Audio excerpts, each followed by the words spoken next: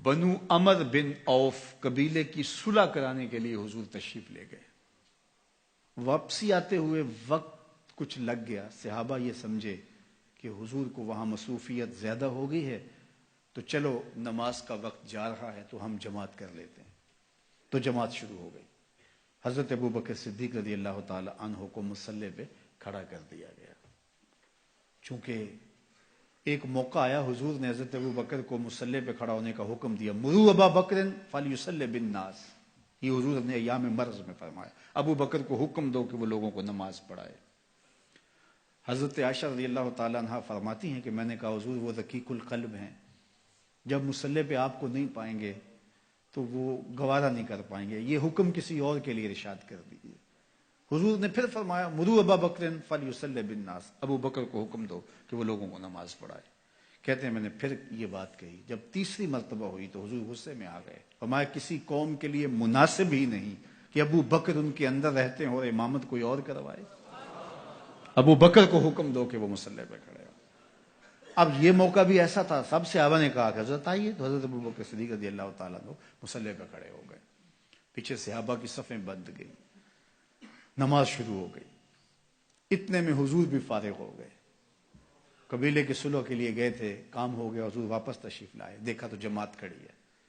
اب حضور پیچھے جب تشریف لائے تو صحابہ نے دیکھا کہ حضور آ رہے ہیں تو انہوں نے راہیں چھوڑ دی. پچھلی صف سے لے کر مصلی تک صحابہ نے راہیں چھوڑ دی حالت نماز کے اندر.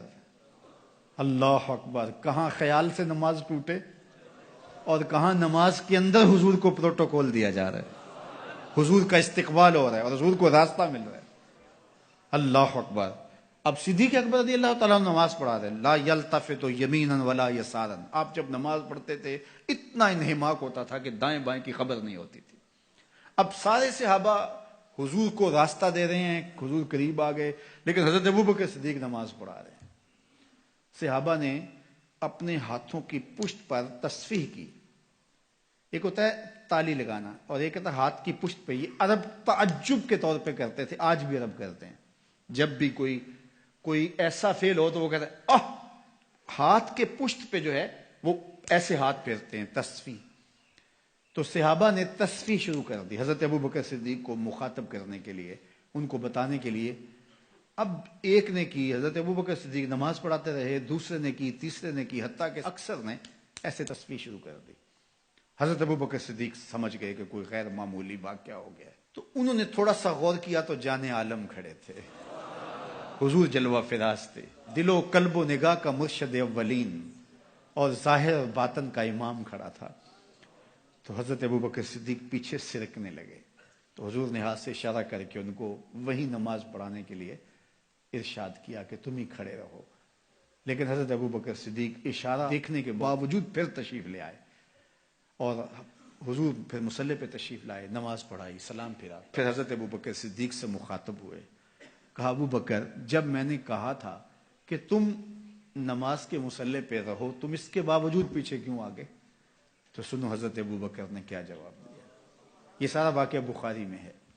حضرت ابو بکر نے کہا ما کانا لابن ابی قحافہ ان یؤم رسول اللہ.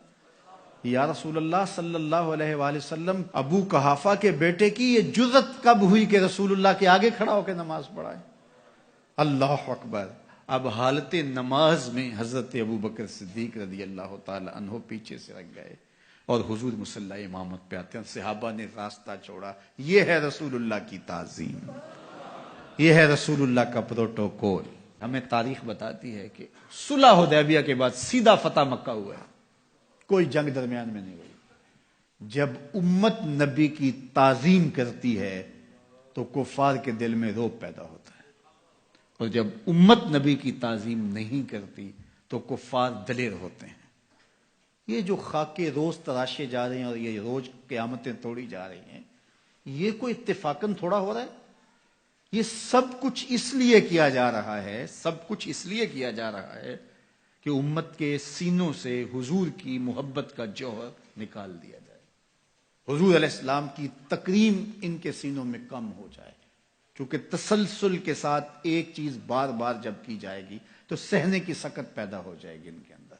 اور اگر یہ اس کو گوارا کرنے لگ جائیں گے تو پھر یہ قابل تسخیر ہو جائیں گے. پہلے ہی ہم نے اس کو کافی حد تک ان کو مسخر کر لیا ہے، ان کے جغرافیے بھی توڑ کے رکھ دیں گے. تو یہ دشمن کی سازش ہوتی ہے.